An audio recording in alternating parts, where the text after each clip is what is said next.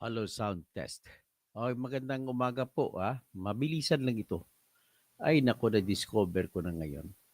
May lumabas po na listahan ah, ng mga congressman na nakatanggap ng AKAP benefits.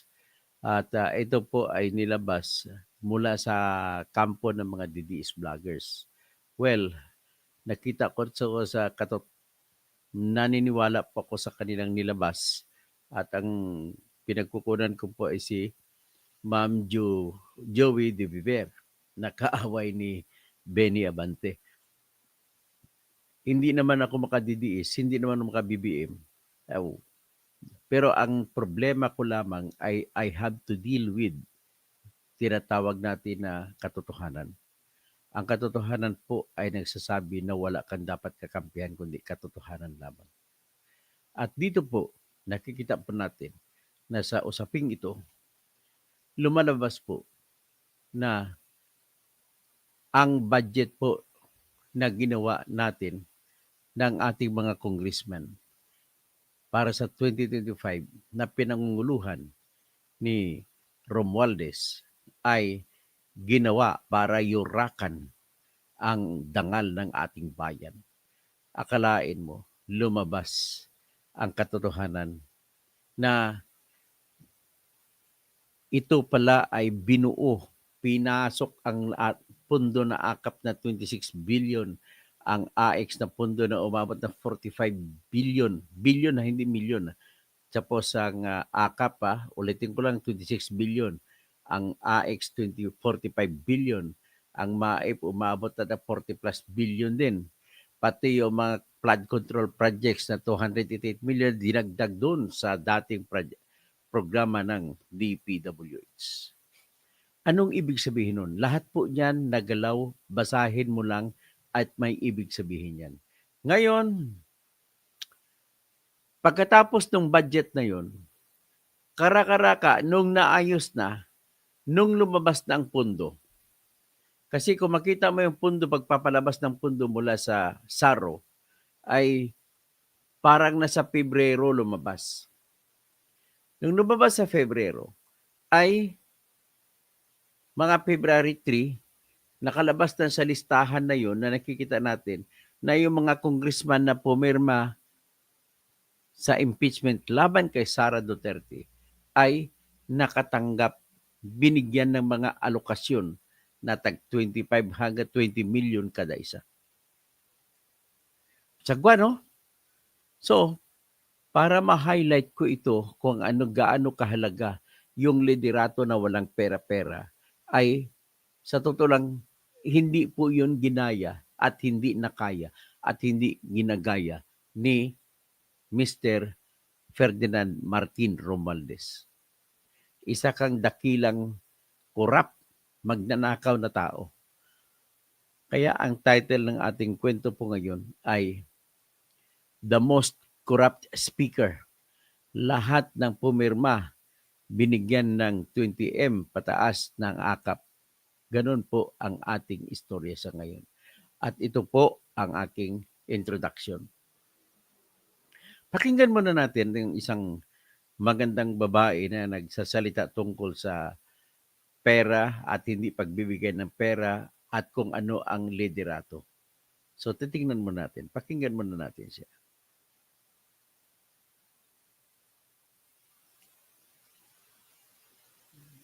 Kayang magsilbi kahit walang nilalabas na pera.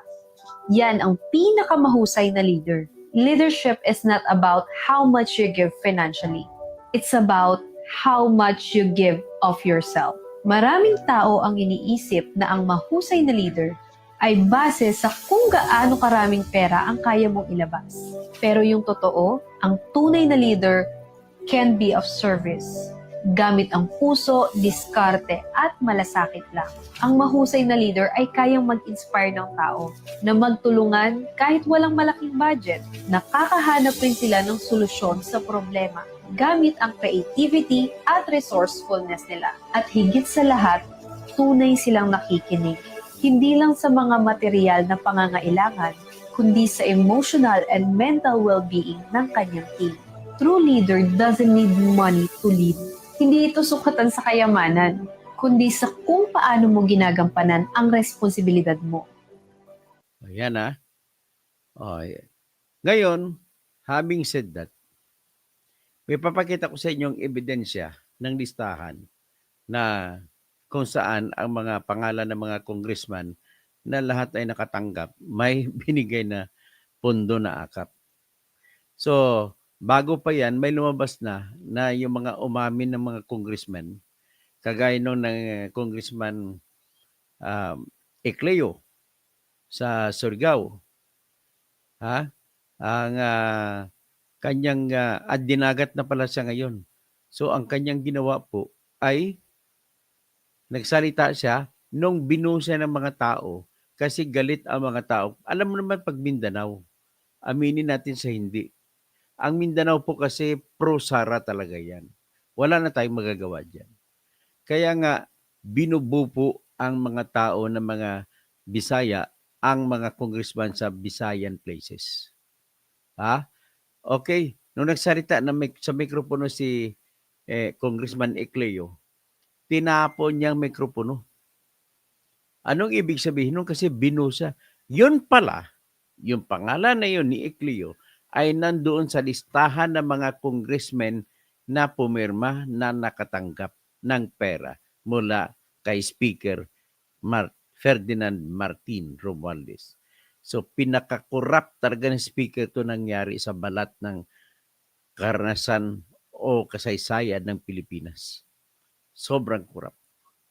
So ito na po, nagpapaalam ako kay Ma'am Joey Di Biber, at gagamitin ko po ang iyong video, vlog, at ipapakita ko po kasi wala naman akong kopya ng sinasabi. Pakibigyan mo po ako, pakipasahan mo po ako sa totokausing@yahoo.com ng ng Excel file ng mga congressmen na nakatanggap ng AX.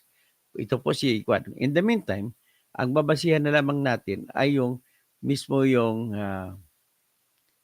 vlog ni Ma'am Joey Di Beber. Siya po ay, sabihin ko ng tahasan, siya po ay DDS vlogger. Pero I don't care. Wala naman akong kinikilingan kung DDS o BBM. Basta magagamit sa punto para maipaimbuyog natin ang katotohanan. So ito po, ilalabas ko po si Ma'am Beber.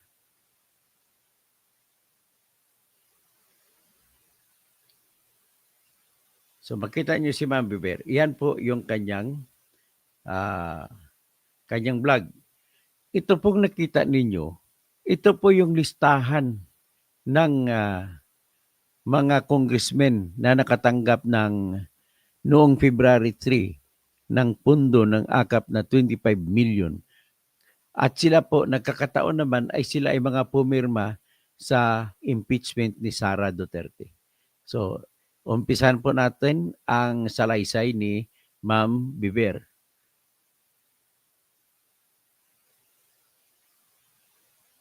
Who should rely on? I do not know. That's why I'm asking. It's just that the information is so damning. The information is so consistent. This is so near doon sa caucus na nangyari sa Congress kung saan pumirma sila ng impeachment ni Inday. There are some participants in the list na nagsalita rin na hindi kasi kaya kami pumirma kasi kailangan namin ng we are looking after our constituents. Kailangan namin ng pondo, kailangan namin ng pondo. Ilang kongresista ang nagsabi ng ganyan publicly? 'Di ba? Tapos itong putang inang Sandro Marcos na to, sasabihin niya, hindi, walang bribe. Putang ina mo ka, Sandro, saksakan ka ng bobo, dapat di ka manalo kahit kailan. Oh, yan ha.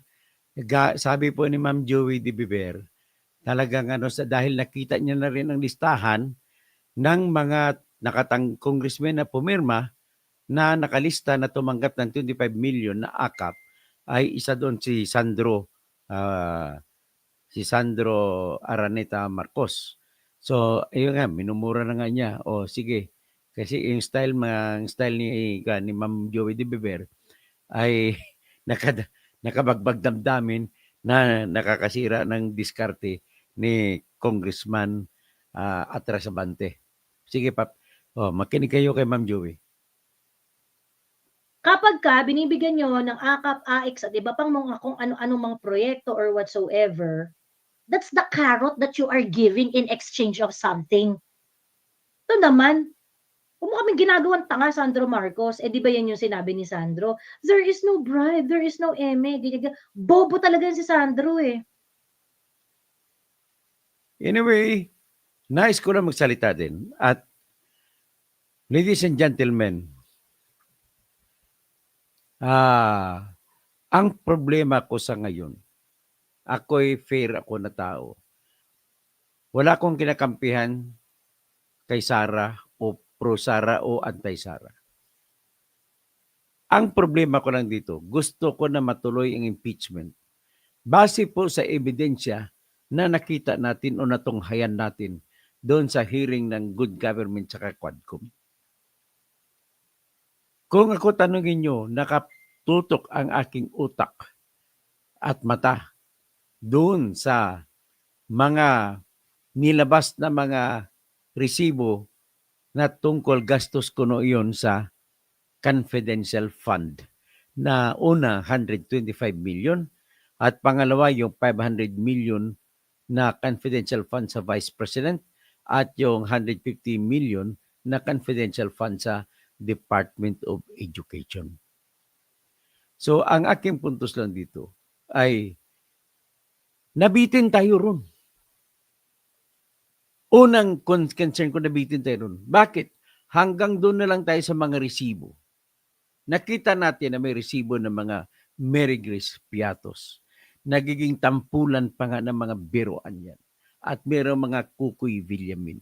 At mahigit 1,000 na pangalan na nakalagay doon sa mga resibo kuno para sa confidential fund na magpapatunay sana na yung mga taong yun ay nakatanggap ng pera mula sa confidential fund ay hindi nabigyan ng tamang konklusyon. Walang closure, kumbaga. Ang nangyari kasi, nang tinanong na yung tinatawag na special disbursing officers, ay tahasan nilang sinabi na yung lahat ng pera na hinawakan nila at binigay ay binigay nila kay Colonel Nolasco at Colonel La Chica. Hanggang doon na lang. Sinisisi ko itong Good Government Committee ni Mr. Joel Chua, Attorney Joel Chua. Bakit hindi sila nagtanong doon sa mga colonel na yun kung saan nila dinala ang pera? Ang kanilang sagot ay hindi na nila, hinayaan na lang daw nila ang armed forces sa pag-imbestiga sa kanilang tao kung saan nila dinala. Ganun po ang katotohanan. So bakit? Ito, kung tinutukoy natin na sikreto ang confidential fund, unang tanong, nag-argumento kayo at pinilit ninyo na buksan ang mga resibo na supposedly dapat executive session kayo para hindi makita ng mga kaaway ng bayan. Hindi malalaman ng mga kaaway ng bayan ang mga galaw ng mga impormasyon. Ang mga pangangarap ng impormasyon, sakasakali mang totoo man yun. Siyempre, kung wala tayong ebidensya kung hindi man totoo, in the meantime, titingnan muna natin na totoo yun. Maliban na lamang kung meron tayong makikitang ebidensya na nagpapakita na hindi totoo yun. Katawa-tawa. Nakita natin, pati ako natawa. Ang mga resibo na binigay, inatanggap ko noon ni Mary Grace Piatos na hindi ako naniniwala na iyon ay pangalan ng tao, kundi pangalan ng restaurant at chichirya na pinagdugtong. Ngayon, sinabi ni Panfilo Ping Lacson, ginagamit naman talaga yan yung tinatawag na alias na mga pangalan para sa kaisipan na itago ang pangalan ng totoong taong tumawag. Totoong taong tumanggap. Pero sabi niya, Meron yang dapat nakalagay sa sealed envelope yan. Na nakalagay doon yung proyekto. Na pagdating ng araw na wala ng delikado, ay bubuksan at bubuksan ng kuwa. So sa nangyari dito, imbis na kuwa ang magbubukas, ang Kongreso ang nagbubukas. Marami naman po sa totoo lang, katotohanan naman, sino bang may confidential fund? Number 1, si BBM. 4.625 billion pesos. 4,625 million pesos ang kanyang confidential fund. Walang nag-imbestiga. Yung mga hepe ng Philippine National Police, malaki ang kanilang confidential fund. Walang inimbestigahan. Yung Department of Justice ay may confidential fund. Walang inimbestigahan. Yung Philippine Coast Guard na lumanlaban sa China, may intelligence fund. Walang inimbestigahan. Yung Bureau of Fisheries and Aquatic Resources na ginagamit nila parang paramilitary sa pag-counter sa China ay may confidential fund. Walang inimbestigahan. Yung Philippine Army ay may confidential fund. Walang inimbestigahan. So, dito po, kung naging fair sana tayo, ay wala pong paghati-hati ang bayan natin. Ang feeling kasi po nung mga taong mga taga Mindanao lalo at mga kalahati ng Visayas ay parang nang aapi na po ang gobyernong Marcos. At ang inaapi nila ay itong grupo naman ni Sara. Na sa tingin nila, pag tinira nila si Sara, ang tingin nila, yun ay para sa pakay na matatalo si Sara sa 2028 election. Wala. Let us be honest. And because of that, ano ba talaga ang pakay? Bakit pinaglalaruan nila sa Kongreso ang investigasyon na nakatutok lamang kay Sara? Oo, mataray kasi babae. Ayaw ko si Sara. In fact, tatakbo nga ako pagka-presidente sa 2028. Huwag lang man sana ako inuisan sulit. Kakalabanin ko siya. Kakalabanin ko rin si Rapi Tulfo kung tatakbo siya. Kakalabanin ko rin si Tambaluslos kung tatakbo siya. Magdebate kami roon. Bahala ng bayan, magsasabi kung sino ang magaling. Ako, ang bitbit ko lamang ang aking katapatan at kakayahan. Yan po ang aking nakikita rito. From the start, nawala yung suporta ko sa kanilang ginagawa na i-impeach si Sara. Pero mas gusto ko pa rin matuloy ang impeachment para makikita ang lahat ng katotohanan na binibigyan lang lamang ng pera na akap ang mga pumirma. Gusto ko matuloy ang impeachment para mabisto sila lahat. Di ba, Ma'am Joey Di Biber? Suportahan natin ang impeachment para magkaalam-alaman na lahat. Hindi naman ako naniniwala na magpapatira lang ito si Sara. Ang gagaling ng mga abogado niya. Sigurado ako tumbok yan.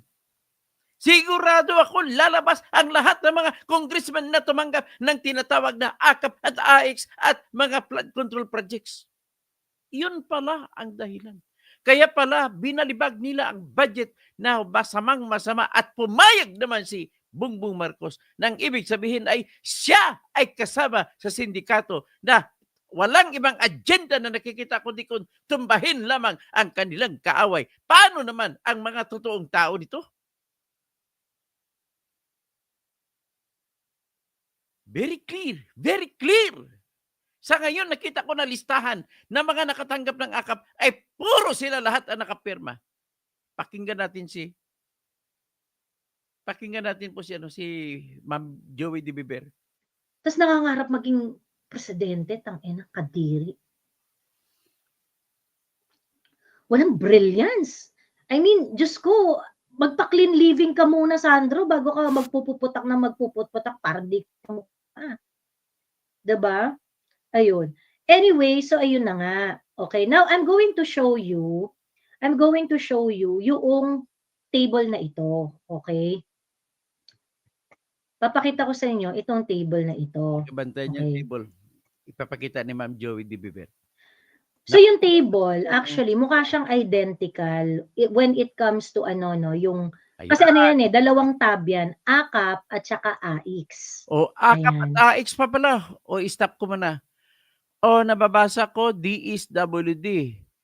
Number 1, Honorable Alan B. Ecleo ng Dinagat Island. Nakalagay, 25 million pesos budget. Para saan ito? Endorsed para sa kanya. Nilabas noong February 3, 2025.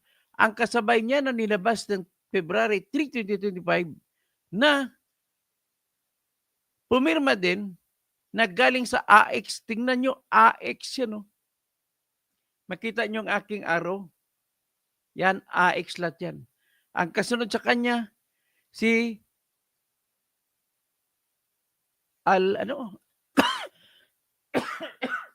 Alvilito Alvil Bascog. Hindi ko alam kung saan congressman to. Tapos si Amparo Maria Zamora ng Taguig. Anak ng ito yung taba-tabang babae. Maganda sana to kung payat. Si Antonino Calixto. Pasay. Tumanggap. Tumanggap ng 25 million na AX. Ang AKAP pa, 25 million din ang natanggap nila. Si Honorable Antonio A. Ferrer sa General Trias, nakatanggap din ng 25 million na AX. Si Arthur Celeste ng Pangasinan, nakatanggap din ng 25 million na AX. Si Honorable Baby Aline Nol Vargas, hindi ko mabasa ang pangalan, AX din, 25 million. Si Honorable Carlito S. Marquez, 25 million, AX din. Bakit tawagin ko pa ito mga honorable? Hindi dapat honorable. Tawagin ko lang rep. Kayo nang direct naman sila ng pera, di tawagin sila rape. Rape Ching Arab, tawag nito? Buenos. 25 million AX. Rape Christian Telyap. Rape AX, 25 million. Rape Dan S. Fernandez. Sa Laguna, tumatakbong gobernador. 25 million din na AX. So, Daphne A. Lagun. Hindi ko alam saan congressman to. 25 billion AX. Edibong Plaza. Agusan del Sur. Si Edibong Plaza, tumanggap din 25 million pesos sa AX. Si Edgardo M. Chato, tumanggap din. Saan ba ito si Chato? Kung anong distrito ito? Tumanggap din 25 million AX. Si Congressman, rate Edsel Galius, 25 million AX. Si Rate Eduardo Rama, taga Cebu ito. Tumanggap din 25 million AX. Si Rate Emerson Pascual si Eming Pascual ng Gapan, tumanggap din ng suhol na 25 million AX. Si Rate Faustino Michael Carlos the First, tumanggap din ng AX, 25 million.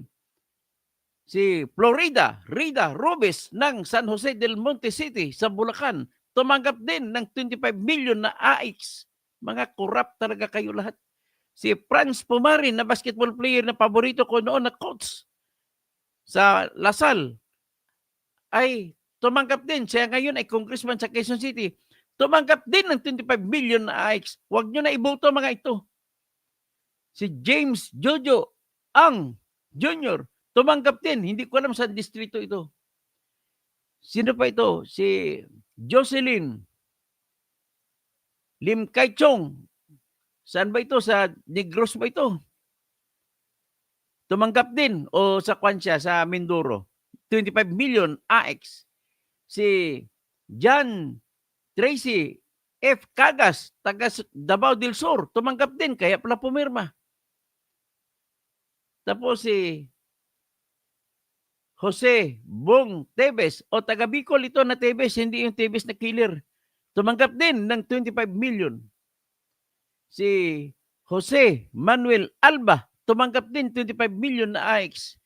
Hay, nako, dito sa kabila, si Alejandro Ruperto Ambil, Patricia Ann Plaza, Princess Cleope, Ross Edward Kundangan, Martin Nicolo Ferrer, Mary Angel Lynn Herrera, pati si BHF, si Igan, nako, sino tong pangalan ni Herrera nito? Kaibigan ko to, na-meet ko to eh. Si Arador Enrico Araw, nakatanggap din. Si Mr. Carolina Marquez, nakatanggap din. Daryl, nagpangalan to? Kaluwag o Kuluwag, hindi ko may basa.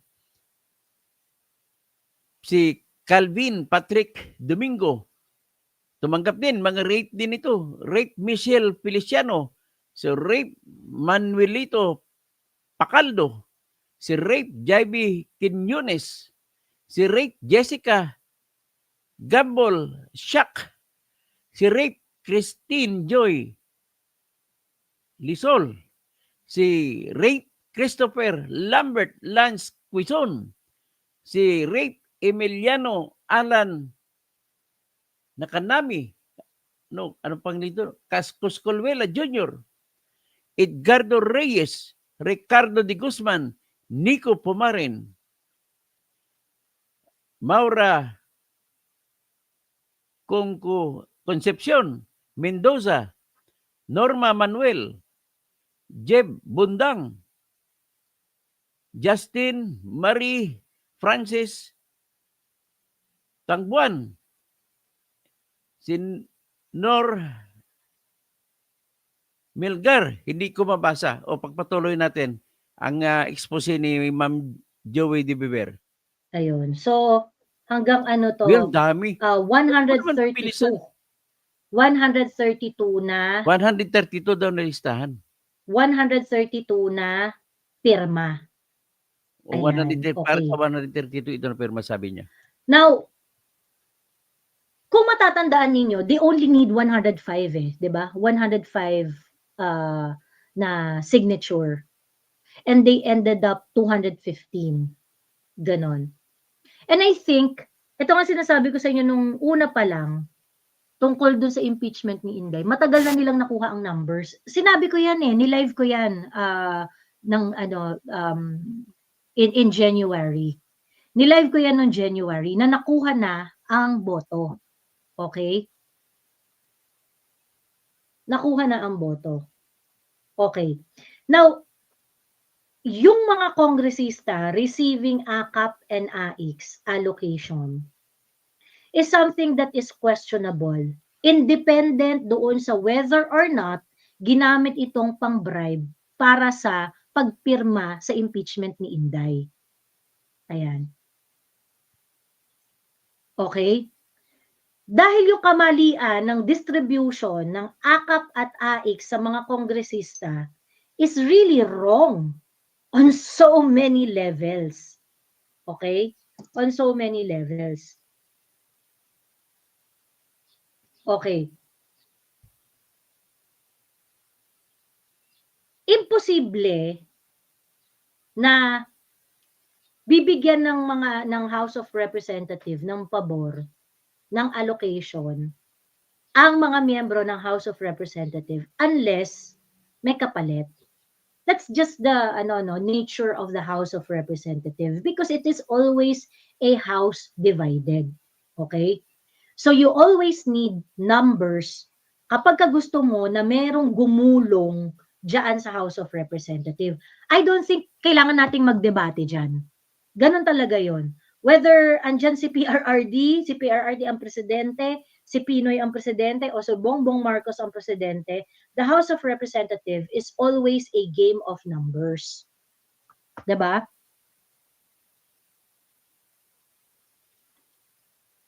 Nag-browse ako sa GC, nasa repair shop kasi ako paggawa ng kotse. Sabi ni Politika at iba pa. Ayan. Ingat-ingat po. Ayan. Yung mga anak ni BBM, iba-ibang muka. Walang nakuha sa mukha ni BBM. Yung bunso, hindi ba? Si Vini. Ano ba adjective ang gagamitin natin dito? Something that we should abhor. Napaka-abhorrent, di ba?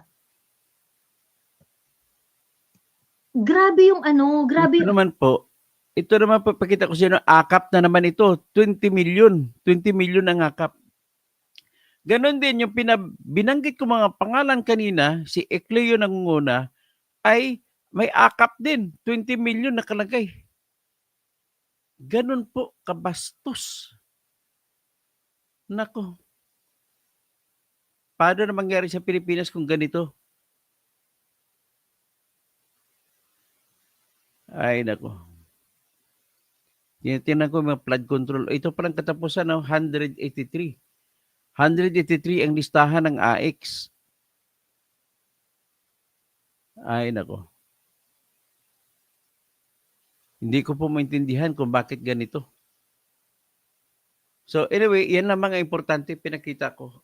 Anyway, that's enough. Sufficient na yung katibayan.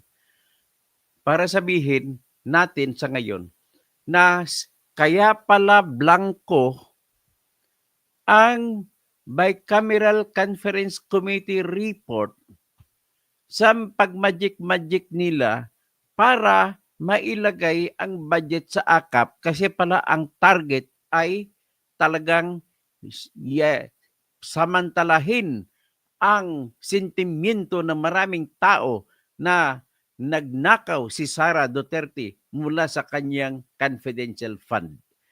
Obviously, kahit na ganun ang ebidensya, kukunti lamang pala ang mga congressman na gustong i-impeach si Sara. Kaya kailangan nila magicin yung pera, kukunin sa pera ng PhilHealth na 74 billion at ilagay sa AKAP, sa BAIP at saka sa flood control project. Kinuha din nila ang 12 billion na pondo para sa pag-ibibili ng mga laptop ng mga pupils natin at mga estudyante natin sa DepEd. 100 million na yan, 100 billion. So kinuha din nila ang 12 plus 74, that is 86 billion na. So kinuha din nila ang 30 billion mula sa CHED para sa mga eskolar sana natin sa ngayong 2025. So kung 84 plus 30, that is 114 billion na ang naipon nila.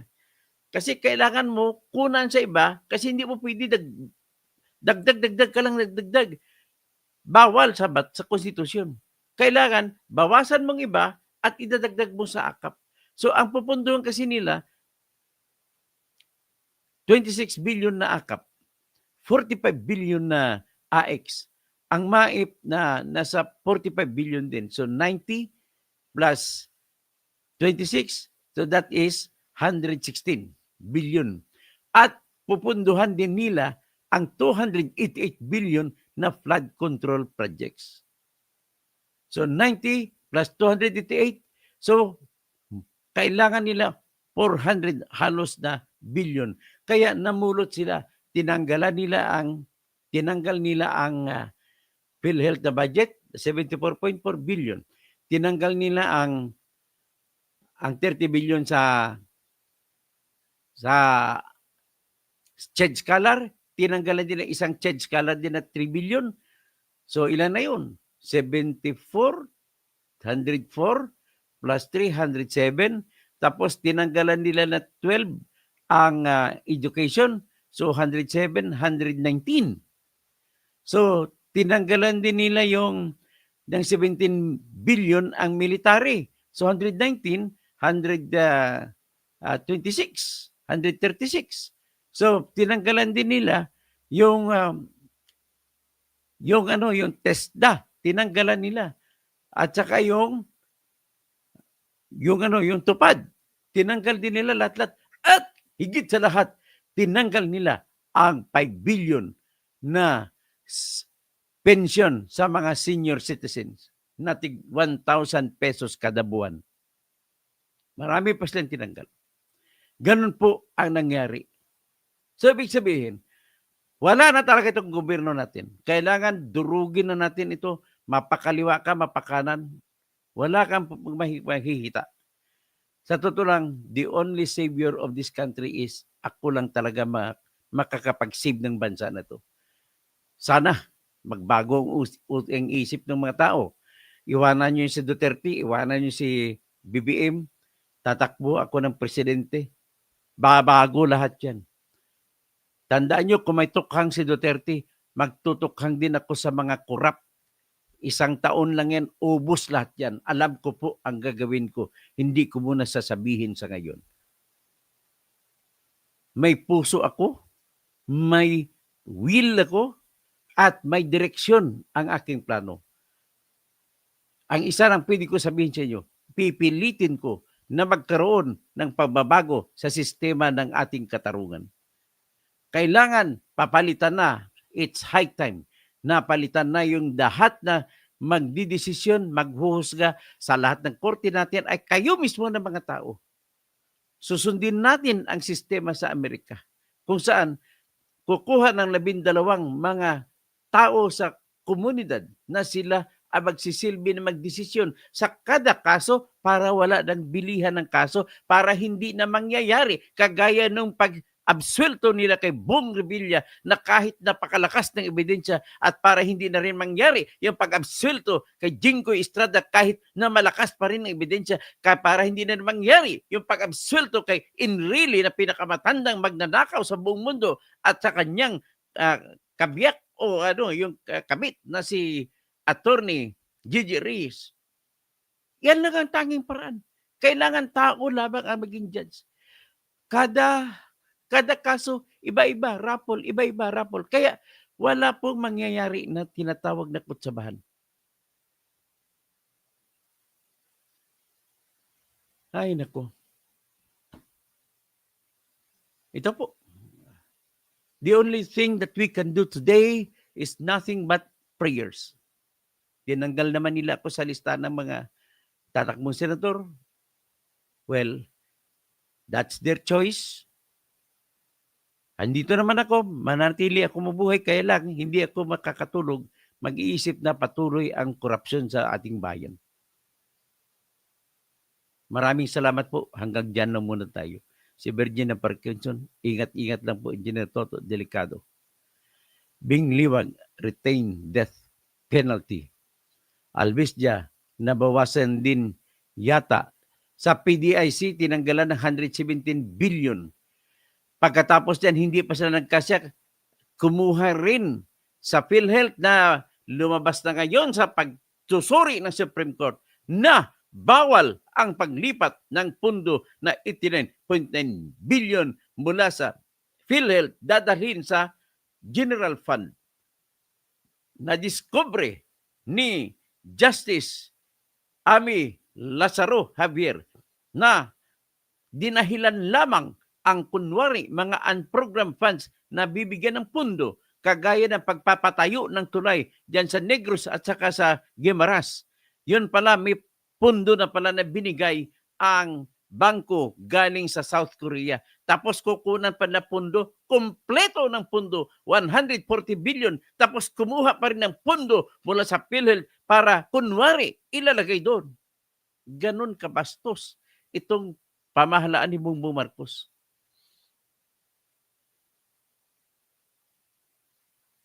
Ay, nako. Sige, patulog tayo. Ako may gagawin pa. Maghanap buhay muna ako. At Sir D, napakarami po pala talagang pera ang Pilipinas para mapunta lang sa health. Roy Bagamasbad, engineer, alamin natin kung mabigyan din ang mga hindi pumirma. Ay, hindi ko alam, malay mo, malamang hindi nabigyan yun. Virginia Parkinson, Lele, parang ledger ng mga sindikato. Ang ganda ng termo del syndicates ledger. Fernie Pinto, Roy Bagamasbad, kayo nga engineer, hindi nila invite ng mga taga-intelligence ng AFP dahil nababara ang Quadcom. Sasabihin ko na sa inyo, talagang sinadya pa pala nila na hindi ako imbitahan. Nalaman ko lang po. Hindi ko na sabihin kung sino nagsabi sa akin at kung anong dahilan bakit hindi ako inimbita sa bloggers hearing. At speaking of bloggers, nakakuha po sila ng action mula sa Supreme Court at inutusan ang TRICOM na sumagot. Bakit hindi nila sila bibigyan ng TRO at patigil ang kanilang investigasyon sa mga blogger? Kasi po ako, kahit mga kalaban kong mga blogger mga yan, I still love them because they are practicing what is sacred in our Constitution, and that is the sacredness of what we call as freedom of expression. And that Article 3, Section 4 of our Constitution says that no law shall be passed abridging the freedom of expression, of speech, and of the press, and peaceably, the right to peaceably assemble and petition the government to redress their grievance. Yun yung mga karapatan na hindi mo pwede gawad ng batas. Okay? Bukas siguro mga kwento ako tungkol sa press freedom. Ang gagamitin ko yung aking kaso na naipanalo ko sa Supreme Court. Press freedom. Ay, abis dya. Ibuto ko sana ang bunyog. Sige, ibuto mo pong bunyog, alang-alang sa akin po. Ibuto natin. Wala namang, kaya ko nang kausapin si Kainso. Quandra Boxing TV. Shout out, Dr. Kasing from Iloilo City. Maayong gabi, maayong aga na gali sa mga taga-Iloilo na nahidlaw man ko. Isang lapas matsoy ba? Logo 2, Ureg. Hoy, kalbo. Okay lang. Hindi ka nakaintindi pala. AKAP at AX, kila nila papamigay yan. Actually, napamigay na nila. Bawal ang mamigay sa ayuda kasi nakakuha na sila exemption sa eleksyon. Kaya binigyan sila ng exemption ni Irwin Garcia. So, Mr. Romualdez Tambi, ganyan po sana ang tunay na nangyari. Di yung bulabugin po tayo. Sir, ingat lagi. God bless. Mr. Romualdez Tambi, salamat ulit sa dapat ginagay nyo si Enzo. Rekto kung ano ba ang dapat tutukan.